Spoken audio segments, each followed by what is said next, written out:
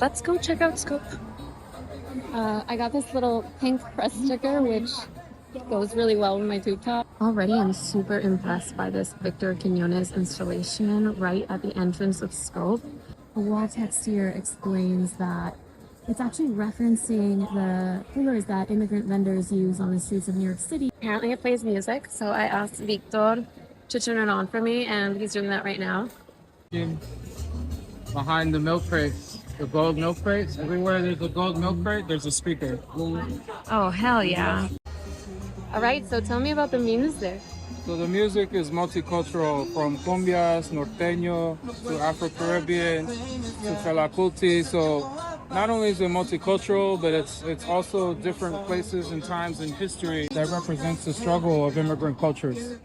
Another work calling attention to the violence against immigrants in the United States is this work by Agua Dulce, which invites visitors to grab a cafecito cup that they can leave as an offering at an altar. The poetry and the beauty that exists for the folks who are here, who are constantly being displaced, right? Not just through these detention centers and hateful moments, but also through gentrification, who are being pushed out by wealthy elite, whose cultures are not being recognized or prioritized. If you're Miamian, you get a coffee and you pour it out and you share it with others. Like, that is the way that you drink Cuban coffee.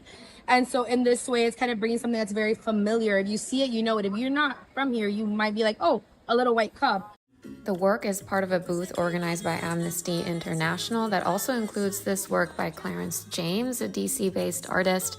And Amnesty's booth is also meant to call attention to the fact that Alligator Alcatraz, the notorious immigrant detention prison in the Everglades, is still open despite a court order that required it to wind down operations earlier this summer.